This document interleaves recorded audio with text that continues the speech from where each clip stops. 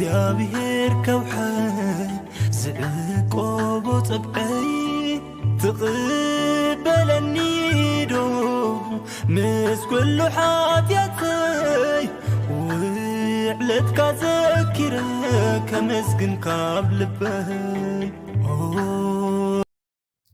ሰላም አምላክ ይብዝሐልኩም ናይ ቲቲ ቻናል ተኸታተልቲ ቤተሰብ ከመይ ኢኹም? ኣነ እግዚአብሔር ይመስገን ድሓን እየ። ከምቲ ኣነ ሰላም ዘለኹዎ ሰላም ንክትኮነለይ ናይ ኩሉ ግዜ ተስፋይን ትምኒተይን ኩራት ኣሕዋተይ ብሽምባር ሎማዓንቲ ከዓኒ እንኳዕ ኣብፅሐኩም። ብመጀመርያ እንኳዕ ኣብፅሐኩም ንበዓል ደብረ ዘይቲ ናይ ፆም 40 ሓምሻይ ሰሙን ማለት እዩ። ከም ድማ ወርሓዊ በዓል ናይ ኣቦና ኣቡነ ኣረጋዊ ፃዲቕ ሰንበተ ክርስቲያን እንኳዕ ኣብፅሐኩም እንዳበልኩም ኣብ ዝሓለፈ ራብዓይ ሰንበት ናይ ፆም 40 ሕፅር ዝበለ ንባብ ሒዘልኩም መፅአ ነይረ። ሕዚ ከዓኒ ናይ ደብረ ዘይቲ ሓምሻይ ሰንበት ፆም 40 ካብ ቅዱሳት ኣቦታትና ቅዱሳት ኣሕዋትና እግዚአብሔር ኣምላክ ፀጉእ ዘብዝሐሎም ዝተምሃርናዮ ዘንበብናዮ ሒዘልኩም መፅአ ኣለኹ። ናብ ኣከብለኩም እየ ሓቢርኩም ክሳብ መጨረሻ ፅንሑ። ነዚ ቻነል እዚ ሓደሽቲ ዝኾንኩም ላይክ ሸር ሳብስክራይብ ኣይትረስዑ ኩራት ኣሕዋተይ። እሺ በስመ አብ ወወልድ ወመንፈስ ቅዱስ አሐዱ አምላክ አሜን። ደብረ ዘይቲ ሓምሻይ ሰንበት። እዛ ዕለት እዚኣ ደብረ ዘይቲ ዝተባሃለሉ ቀንዲ ምክንያት በዚ ዕለት እዚ ኣብ ማቴዎስ 24 ፍቅዲ 1 ከም ዝተፅሓፈ ጎይታናን መድሓኒናን ኢየሱስ ክርስቶስ ደብረ ዘይቲ ናብ ዝበሃል ጎቦ ንሃዋርያት ወሲዱ ብዛዕባ ምጽኣቱን ምልክት ፍጻሜ ዓለም ስለ ዝነገሮም እዩ። ናይ ቤተ ክርስቲያን ሊቅ ዝኾነ ቅዱስ ያሬድ ማህሌታይ እውን ኣብ ዝደረሶ ጾመ ድጓ ኮነ ኣብ ዋዜማ መዝሙራት ብዛዕባ ደብረ ዘይቲ ዝናገር ኮይኑ ጎይታና ኣብ ደብረ ዘይቲ ተቐሚጡ ከሎ ንደቀ መዛሙርቱ ከየስሕተኩም ተጠንቀቁ ምጽኣት ከም ዝቐረበ ምሳሌኡ ምልክቱ ካብ በለስ ተምሃሩ ሰማይን ምድርን ክሓልፍ እዩ ቃለይ ግን ኣይክሓልፍን በሎም ዝብል መዝሙር ይዝምር። እቲ ቃል ከምዚ ይብል ማቴዎስ 24 ካብ ፍቅዲ 1 ክሳብ ፍቅዲ 16 ኣብ ደብረ ዘይቲ ተቐሚጡ ከሎ ደቀ መዛሙርቱ ብሕት ኢሎም እዚ መዓዝ ክኸውን እዩ? ተኣምርቲ ምምጻእኻ መወዳእታ ዓለምከ እንታይ እዩ? እስከ ንገረና እናበሉ ናብኡ ቀረቡ። ኢየሱስ መሊሱ በሎም ሓደ እኳ ከየስሕተኩም ተጠንቀቁ። ኣነ ክርስቶስ እየ እናበሉ ብዙሓት ብስመይ ክመፁ እዮም እሞ ንብዙሓት እውን ከስሕቱ እዮም። ውግእ ወረ ውግእ ክትሰምዑ ኢኹም። ህዝቢ ናብ ህዝቢ መንግስቲ እውን ናብ መንግስቲ ክለዓል እዩ። ኣብ በቦትኡ ድማ ጥሜትን ፌራን ምንቅጥቃጥ ምድርን ክኸውን እዩ። እዚ ኩሉ ግና መጀመርታ ቀልውላው እዩ። ሽዑ ንመከራ ኣሕሊፎም ክህብኹም ክቐትልኹምን እዮም። ብዛዕባ ስመይ ከዓ ኣብ ኩሎም ኣህዛብ ጽሉኣት ክትኮኑ ኢኹም። ሽዑ ብዙሓት ክዕንቀፉ ንሕድሕዶም ኣሕሊፎም ክወሃሃቡ ንሕድሕዶም እውን ክጻልኡ እዮም። ብዙሓት ነቢያት ሓሶት ክትንስኡ ብዙሓት እውን ከስሕቱ እዮም።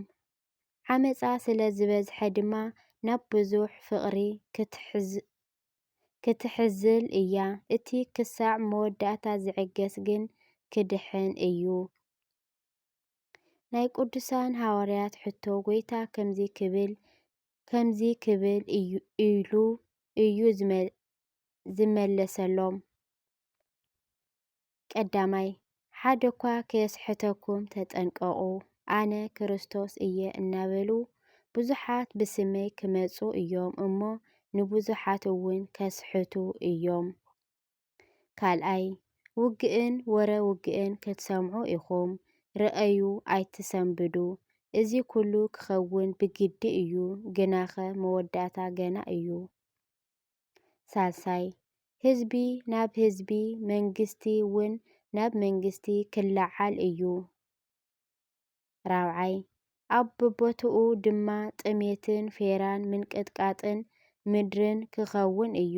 እዚ ኩሉ ግና መጀመርታ ቅልውላው እዩ። ኣሜን። ስለ ቃሉ ናይ ቃሉ ባለቤት እግዚአብሔር ኣምላኽና ዝኸበረን ዝተመስገነን ይኹን። ናይ ደብረ ዘይቲ በረከት ረድኤት ምስ ኩላትና ይኹን።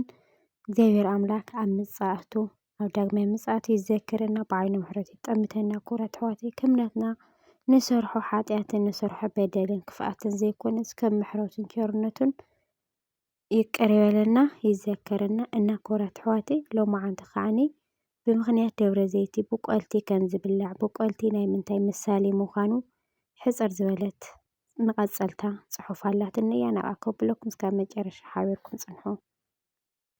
ናብኣ ከብለኩም እየ ሓቢርኩም ንፅንሑ። ብቆልቲ ኦርቶዶክሳዊ ቤተ ክርስቲያን ናይ ክርስቶስ ዳግም ምጽኣት ክርስቶስ ምጽኣት ዓለም ብጥልቀት ካብ እትሰበኸለን 3 ግዜያት ጳጉሜን ደብረ ዘይቲ ዘመነ ኣስተምህሮ ታሕሳስ 1 እዩ።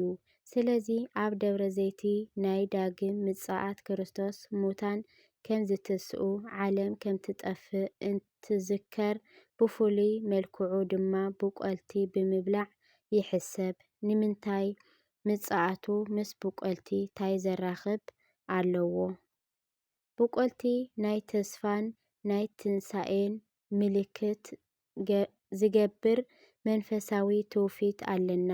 እቲ ጥረ ዝነበረ ብቆልቲ ኣብ ማይ ተኣዚኹ ርሒሱን በስቢሱን ኣይወፅእን እኳ ደኣስ በቂሉ ጠጢዑ ይወፅእ።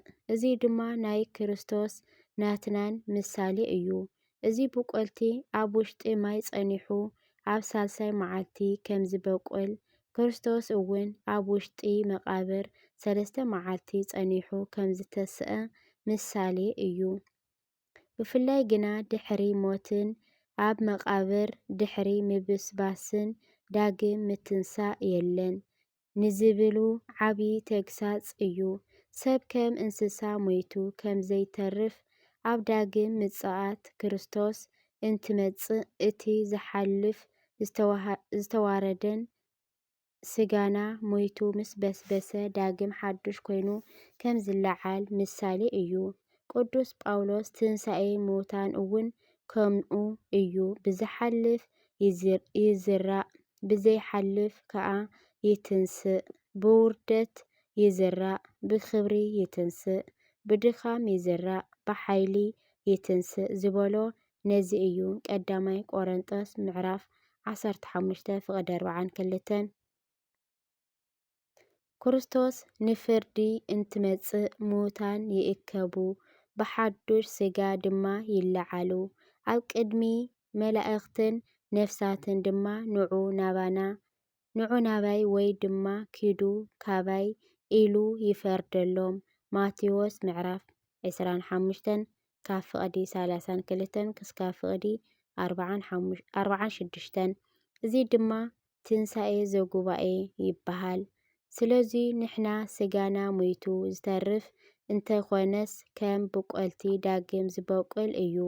እታ ብኣፍንጫኻ በለል ትብል መቃጸሊት ኣዋዘን ሰናፍጨን ድማ ናይ ዕለት ምጽኣት ምራርነታን መደንገጺነታን ከም ዝገለጽ ኣቦታትና ይናገሩ።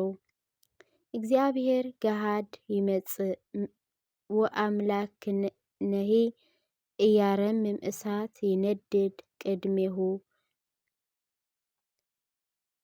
ልለይ ኣሜን።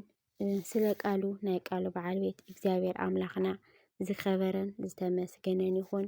ንሎማዓንቲ ሒዘየን ዝመጻኹ ሕፅር ዝበላ ካብ ቅዱሳት ኣቦታተይ እግዚአብሔር ኣምላኽ ፀጉኡ ዘብዝሐሎም ኣቦታተይ ኣሕዋተይ ዝተማሃርክዋ ዘንበብክዋ እየና ክቡራት ኣሕዋተይ ክሳብ መጨረሻ ሓቢርኩም ስለ ዝጸናሕኩም ብጣዕሚ እየ ዘመስግን ይቕኒየለይ።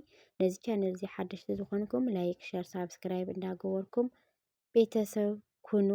ኣብ ቀጻሊ ብኻሊእ ትሕዝቶ ብኻሊእ ክሳብ ዝመፀኩም ክሽካብ ስዑ ሰናይ ቀንያት ድሓን ቀኒ ኩራት ኣሕዋተይ እግዚአብሔር ከውሕይ ዝዕቆቦ ፀብዐይ ትቕበለኒ ዶ ምስ ኩሉ ሓጢአተይ ውዕለትካ ዘኪረ ከመስግን ካብ ልበይ